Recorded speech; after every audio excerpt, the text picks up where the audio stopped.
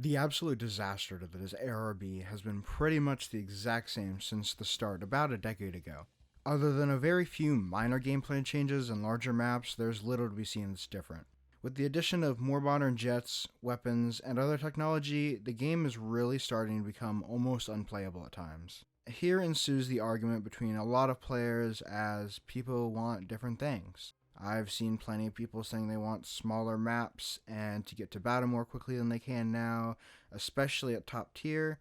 I've also seen tons of people asking for ARB during confrontation, as well as various other content creators who have made recent videos on the topic. I think both sides have extremely valid points, and that both of them can work in unison as well. Personally, I've been wanting RBEC as a permanent mode for years now, but I also think that with just a few changes, regular RB can be made a great half of the puzzle.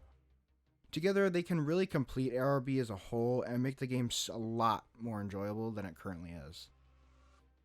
Originally, I was planning on making two separate videos on the modes, but as a fair amount of my ideas cover both of the different modes, regular RB and RBEC, I decided it would just be better just to put it all in this one video. And I will also have timestamps down in the description and the pinned comment on all the different sections. Also, real quick, if you guys could hit the like and subscribe buttons, it would really help me and the channel out.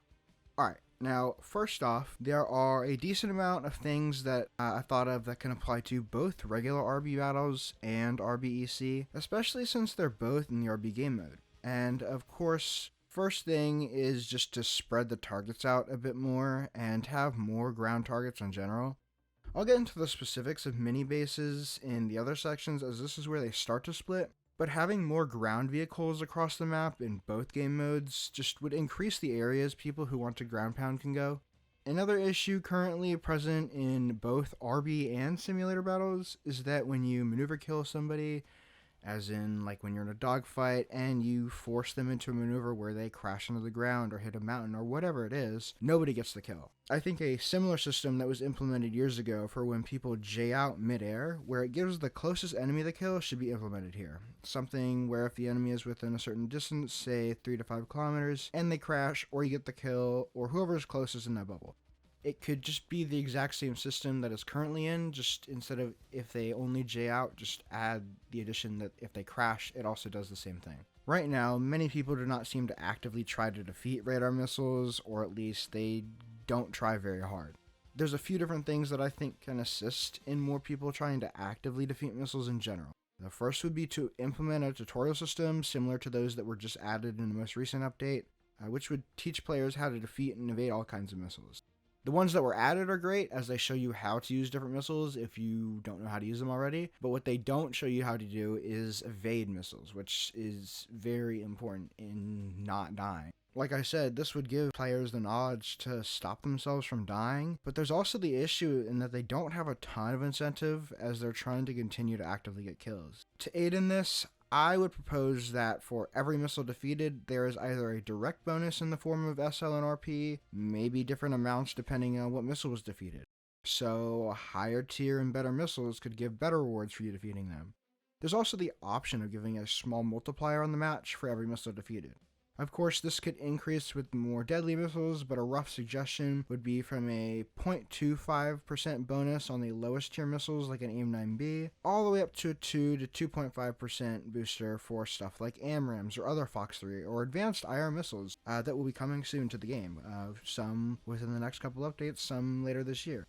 And this can be implemented in a way where if you're not damaged by a missile that was fired at you, by the time it explodes and you're still alive, you'll receive this bonus. This would prevent people from abusing the system, and of course it could still theoretically be possible to abuse, but it would be extremely hard to do so. Learning how to and having a reason to defeat missiles, it'll be even more of a help when, like I already mentioned, Fox 3 missiles like the AMRAAM and R-77 are added. While you don't see too many prolonged dogfights at top tier, some of the suggestions I'll talk about a little bit later will show you why it's important to reward these. If you were an enemy or in close proximity for an extended amount of time, say 1.5 to 2 minutes within 3 to 5 kilometers, give a similar bonus to one that I already mentioned, either direct SL and RP or a mini booster for the match. The exact numbers would have to be worked out, and it would probably take a while to figure it out, but I think it would be a nice addition, and it would reward people who keep the fight going. Additionally, I also think that everyone agrees that the battle rating should be decompressed. The current top battle rating of 12.3 is absolutely not high enough, and in my opinion, it should be at least 13.7 as it currently is. I realize this might seem like a big jump, but looking at what new kinds of weapons will be coming this year, many planes will just not be able to handle anything unless they get a down tier. This is something that never should have gotten to this point, but I think that Gaijin just needs to take the time to rework all of the current battle ratings and to continually increase them as we get better aircraft and weapons. Another way this can be taken is to reduce the max BR spread to 0.7 after BR 10.7. This would mean that 10.7 can see a full down tier of 9.7, but can only see a full up tier to 11.3. Then 11.0, it would see a maximum down tier of 10.3 and a maximum up tier to 11.7. This would create a stopgap and would be much easier to implement than a full BR rework, though I still think that a BR rework for decompression is the best option. A downside that comes with changing the spread to 0.7 would be that some planes will get much better and some will get a lot worse, so BRs will still have to change, though this can result in many planes still facing the ones that they already can't do a whole lot against, but it would be better than what we currently have. Now, on to the specifics of the separate modes. First, I'll start with what we currently have as ARB. I think that just with a few changes, it could become a much better game mode, and I would play it as well as RBEC, and I think I'd enjoy both a ton. The primary focus of regular RB should be on air combat, though some of my points will allow for better ground striking for those who want quick matches in order to grind modifications by bombing points or attacking ground targets. The first of these would be to keep the mode with only the smaller maps that are currently in ARB. This would allow many people who want to get into battle faster to do so, especially when the main point of the mode is quick air-to-air battles. In addition, I would lower the max player count to 8 people per team instead of the current 16, and this would drastically decrease the furballs that happen at the center of the map and allow for more dogfights where you don't have to worry about 5 enemies coming after you while you're already fighting a 6th. And of course, furballs still could happen, but there'd be way less people in them, so it wouldn't be as big of a deal. And because there's less people on the enemy team, this would also mean that your likelihood of getting high kill games goes way down, and your rewards would too. Due to this, I would propose that rewards increase inversely proportional, so twice as much as they were before as there's half the players. Those who may say that the increase isn't needed as the friendly to enemy ratio is still 1-to-1, of course, I would disagree. If you look at the team statistics, it's generally about the top 20% of players who get about 80% of the kills. Because of this, I would say that the increase would only be fair as the average earnings per game would drastically decrease otherwise. In terms of RBEC, you can start to take a look at SimEC. However, there's a lot I think that can be improved. In this case, it would be easier to build upon what ARB currently is, so of course the first thing would be to only use the larger 128 by 128 kilometer EC size maps. Depending on the map, we can have between 3 to 4 airfields per team. In the background, I'll have a rough example layout of a map. I chose the Rocky Canyon map, but these could be applied to any of the large maps. I also think that when you look at the map while in a game, you should be able to zoom in and pan around just to inspect it all a lot more closely and see where everything is a bit better. The next change would be player count. Depending upon the map, it should be about 12 to 16 players, with maps like Rocky Canyon, which have more intense terrain and elevation changes, having up to 16 players per team, and more flat maps having only 12 players per team. This is due to the radars we have on top tier planes in-game and their ability to pretty much see the entire map. So having less players on maps such as Denmark, there would be less people to see, but you can't really hide using the terrain, such as you can on Rocky Canyon. Another change to team layouts would be that there's no more mixed battles in EC. That way, you'd have to play to your strengths instead of both teams having the best of everything, which would make things a bit more interesting and fun in my opinion.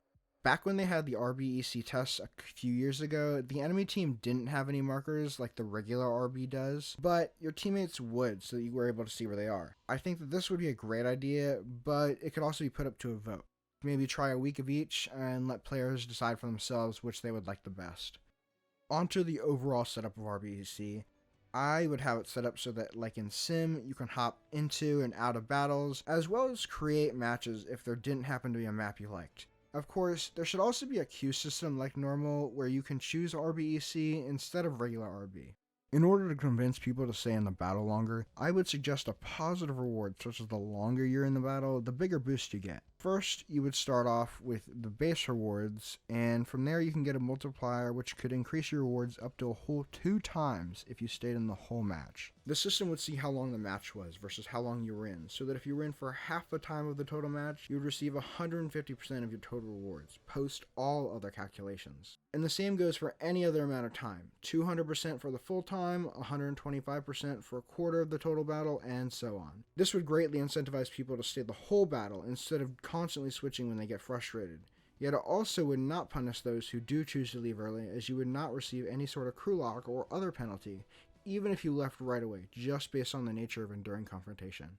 In terms of a rewards boost, I would also suggest that, similar to how simulator battles reward you with a bonus when you land and rearm instead of just jaying out, I think it would be something similar where you get 10 to 20% of what you earn during your flight if you come back and land. Again, this is just another thing that would encourage positive player behavior so that people wouldn't just jay out after running out of weapons, and they'd actually try and make it back to base. Finally, on the topic of rewards in EC, I would say to make sure there is no cap in EC like there currently is in Sim, as well as not to have any spawn costs. I think both are a detriment, and that their removal would be a great change of the game. Just have normal repair costs so that players who may have 0 deaths don't have to lose any SL. As well, there should not be any sort of cap like I had already said. I think it's an awful idea as someone can do so much and be at the top of the team, but only earns as much as someone with way less total done, as they've both reached the cap. Now, after that mouthful, we're on to the overall gameplay.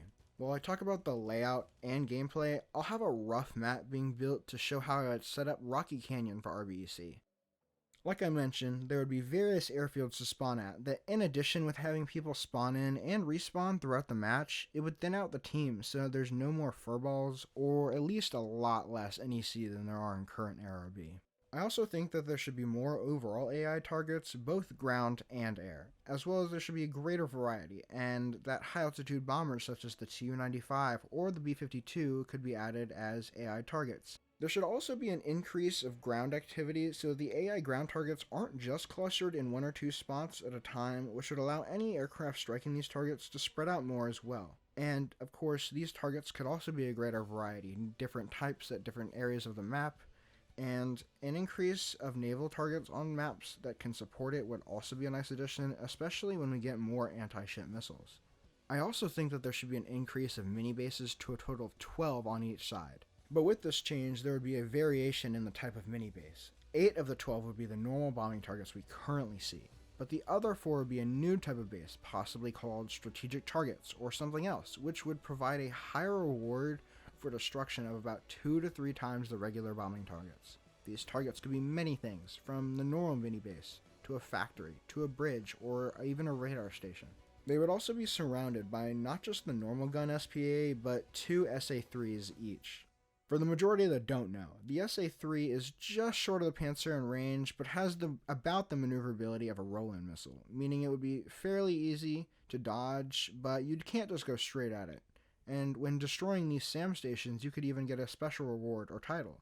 These targets would spawn in and would immediately have their search radars go active, so you could see them on RWR, and after 2 minutes, there would be a warning in the form of a new objective popping up.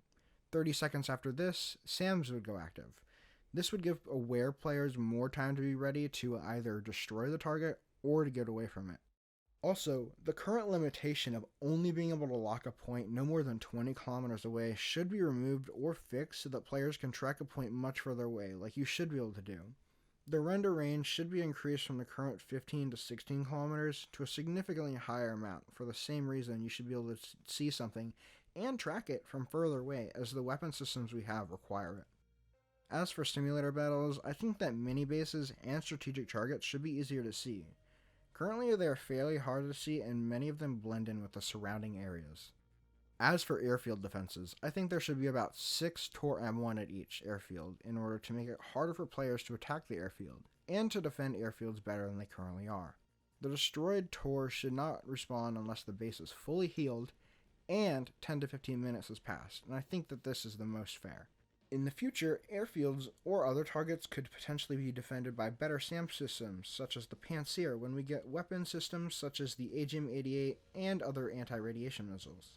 Overall, I think that this would greatly improve air battles and would resolve most issues people have with the game in its current state.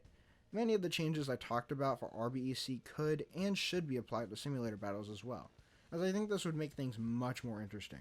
Of course, there will be some who disagree with some or possibly all points in this video, but I think that this would be the best of both worlds and give both halves of the player base what they want while keeping things enjoyable.